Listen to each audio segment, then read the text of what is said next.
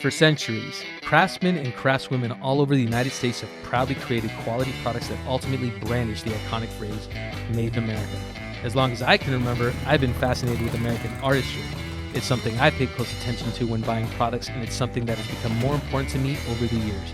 Searching for these American-made crafts has become more than a hobby for me. It's become my obsession.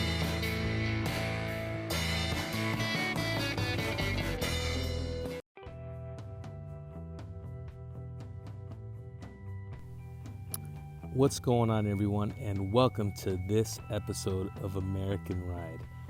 We're all up early. We need that coffee as we are headed up to the Central Coast.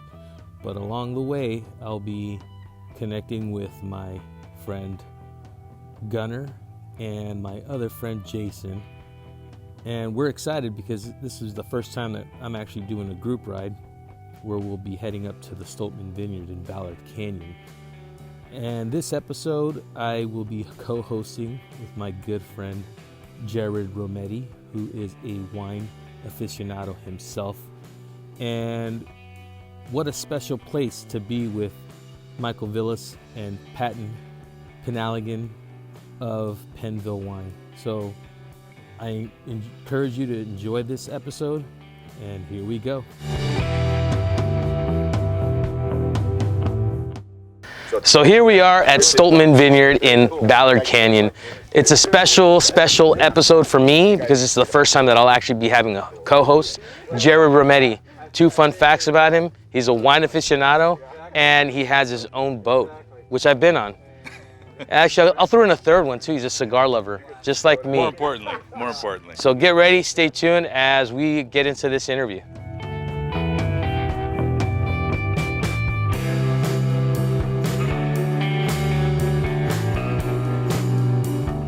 All right, so here we are with Patton Penhallegon. He's one of the founders of Penville. We'll introduce Michael Villas a little bit later, but Patton, we were talking earlier on.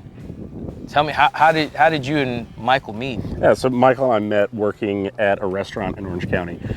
He was studying for his sommelier exams, and I was the AGM and beverage director. And it was a busy restaurant. We worked really well together.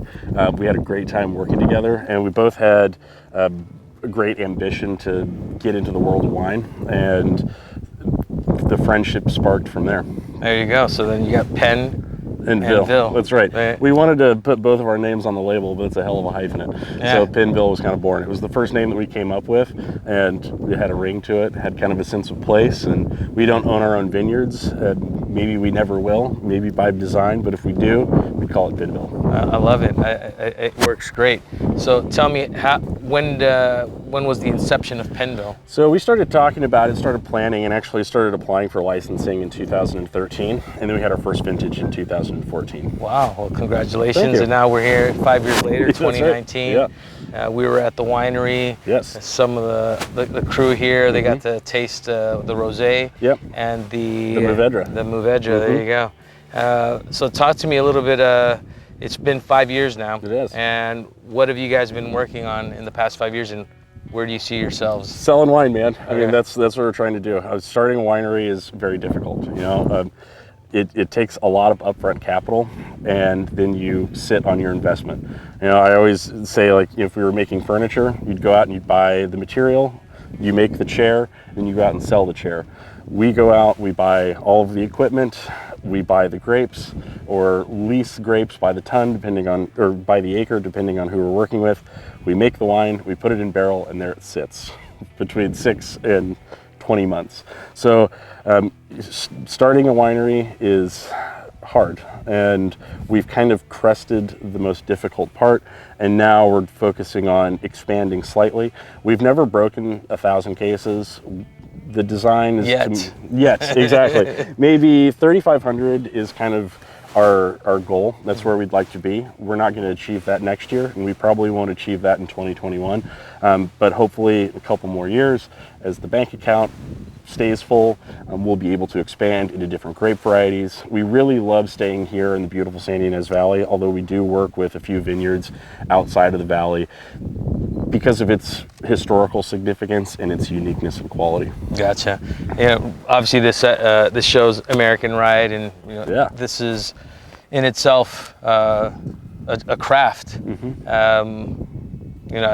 How would you compare this region to a region like Italy or France, or a country like France or Italy? Sure. Well, I spent 5 years of my life dedicated to studying Italian wine, and I have a very soft spot in my heart for the wines of Italy. I think it's one of the most amazing countries, and I actually thought about going and trying to make wine there. But ultimately, we stayed here in the San Ynez Valley because of the great diversity. There is not another wine growing region on earth like the San Ynez, and it's because of our transverse mountain range.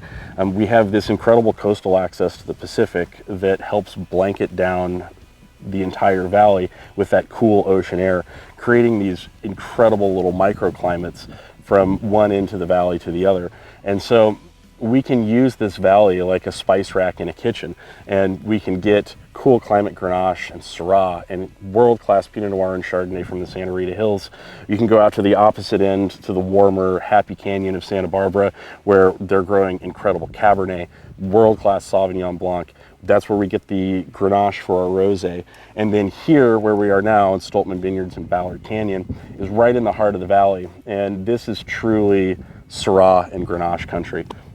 I mean, those of you that are looking at this in the camera, the camera shots don't do it justice. This is absolutely gorgeous where we're at, right? It's like heaven on earth. Yeah, you got to come.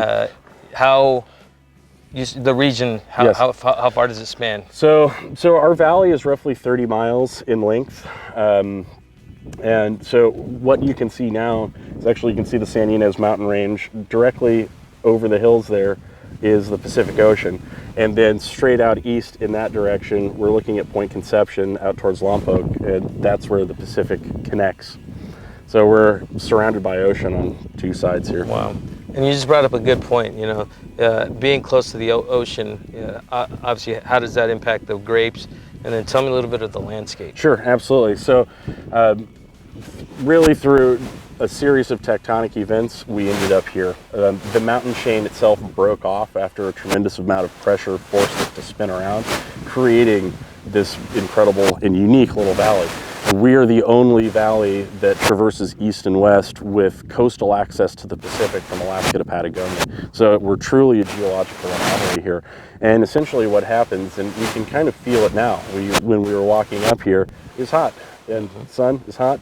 It's beaming down. It is, but we can see behind us the grapes here are really rustling in the wind, and we can feel the wind picking up. So as the temperatures rise, it induces this vacuum effect off the coast and sucks in all of this cool air. So we get what we call diurnal swings, extreme daytime to nighttime temperatures.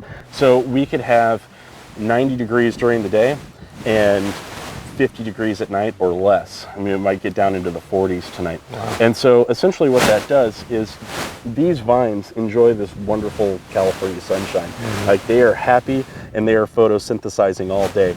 But then the cool air comes in and really chills everything down. It's kind of like tucking the vines into bed at night.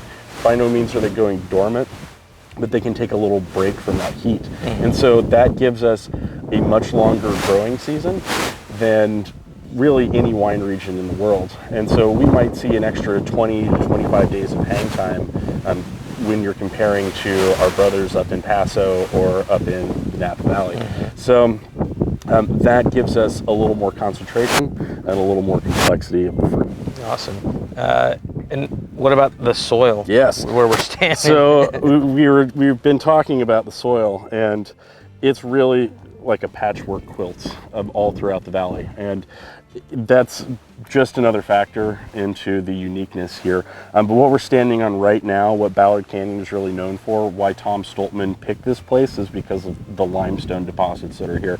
So it's primarily sand and clay with deposits of limestone and a little bit of granite out there. Wow. I mean, all these little variables that are actually big variables that really impact the growth. And realize that you just harvested in September. We did. So harvest started for us in September with rosé. For us, because we don't make any white wine yet, that's usually the first thing that we bring in. And then our last pick was the Inns Vineyard Mourvedre up in San Benito County, and we picked that on October 11th. All right. Yeah.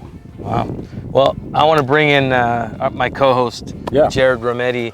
For those of you that are watching, he's a wine aficionado, as I mentioned in the intro, and really knows his stuff. So I want to let Jared ask a couple questions. So one of the things I think is really special about this area is not only is it a specific place as part of the type of texture you're getting from the wine, the flavor, it's very distinctly Santa Ynez. Sure. Tell me a little bit about some of the things that you want to bring to the wine that's a little bit more of a nod to maybe the Rhone Valley or to Italy. Well, I mean, really what we try to do is be as true to the place as possible. And so I mean, we are not trying to make a wine that is representative of Penville, and definitely not trying to make something that's trying to emulate wines of Italy or France, even though we are working with those vinifera vines that are of European origin. Right. We're in such a unique spot here that I think it's important to tell the story of where that fruit's coming from. And we do that by trying to be as minimal in our intervention as possible in the winery. That doesn't mean that we're just letting things ferment and not paying attention. We're actually very attentive. And through us being incredibly attentive, we're able to be hands-off. And that's because we work with incredibly well-farmed vineyards that are managed by incredibly skilled viticulturalists who are farming using organic and biodynamic principles and practices, the same philosophies that we have in the winery. So you start with high quality fruit, you try not to screw it up, and usually, hopefully, we'll end up with high quality wine. And explain it for the viewers, because I think this is important too, and it's, I think, maybe more, hopefully, a common trend in California wine is natural wine or biodynamical wine. How do you think that's important, especially to this place? Well, you're showing off what the dirt has to give to you. I mean, everything is alive around us. And when you take a handful of this dirt, you see dirt in your hand, but really there's microorganisms that are flourishing in that. And when you go out and you start spraying with chemicals, not only are you killing your insects, but you're also killing the microbials in the soil. You're killing, if you're spraying fungicides, you're killing the yeast. So you're detracting from the potential. So biodynamics and organics are a completely separate conversation. I could talk to you for a long time about that, but it's really just creating a polyculture within the farm and allowing all of the vines to have a symbiotic relationship with the earth, with the other animals, the other flora and fauna that are thriving out in that vineyard. Yeah, absolutely. Sorry, that's a nutshell of an answer. No, but it's an important one because I think as we as all consumers are looking for wines, we're starting to get more educated as to the process that goes into the bottle, right? And for example, you guys hand harvest, you don't mechanize, you try to leave the wine to its own devices, right? Absolutely. And that's going to give you the best and quality product and a representation of the place. We think so. I mean, whenever possible, we do morning picks. A lot of people pick at night, but we think that a lot is lost with the human eye under artificial light. And so we like to pick at first light so we can be out here, we can sort in the vineyard. We know the vineyards very well. I know this vineyard like the back of my hand. I've spent a lot of time out here, have a lot of happy memories being out here. But yeah, having a connection to that place is absolutely important. Absolutely, absolutely.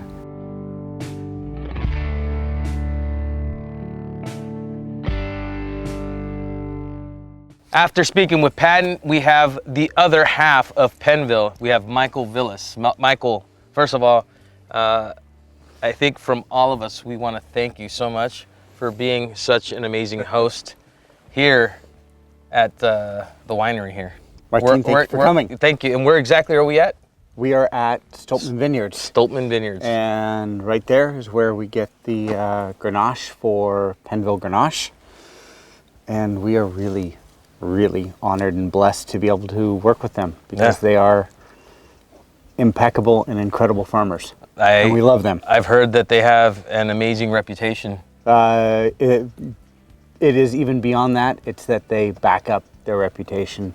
I love it. And they grow incredible fruit. I'm glad. I don't drink. For those of you, obviously, that have watched the show, I've admitted that. But for those of us that are around, they're enjoying some great wine from the Penville Winery. When I first met you, what struck me the most about you, well, obviously this awesome beard, and the awesome blue eyes. And Thank you. But your Americana style, that resonates with me so much because obviously that's what American Ride's about, is American made. The feeling is mutual, my friend. So, you're obviously conscientious of that, and when you're shopping for clothing, is that the first thing you go for, is American made? If it is an option, absolutely. Perfect. It is not dogma with me, but if it is an option, and it is preferable without a doubt. And in regards to American made, do you feel that that still has meaning today? Absolutely. I think maybe more than ever. I absolutely love supporting local and small business, and I love the American story of people being able to create something for themselves. I absolutely love that. Well, you're living the American dream. You're also doing an American-made wine. Absolutely. Modeled, I would say. Wine for Yeah, exactly. I would say it's modeled after Italian or French. I would say, but obviously grown here on American soil. Correct me if I'm wrong. Is that safe to say? Here's the thing. We have the opportunity to work with. Here we started with grapes from Stolpman Vineyards, and what we want to do is show off the quality of what they do. Or we can get geeky and call it terroir, but the sense of place of where these grapes are grown. Our goal is to be as subtle as possible in taking those grapes and shepherding them into becoming wine. I love it. And I mean, I think about this statistic in the 80s, about 80% of what was made, or was American made, but it was 80%. It was made here. It was made here. It was made here, absolutely. Now that statistic is 3%. And luckily, there are still small and large businesses, but that is definitely, for me, part of my ethos with what I made a decision with buying American-made clothing, or having that be my focus, because I feel that a lot of these small, I won't necessarily call them boutique, but smaller shops really started to have a lot of pressure of being able to stay in business. It's difficult to create your own business. I mean, all of us absolutely understand that. Yes, we do. And there's so much that goes into it that if I can support them, I'm happy to do it.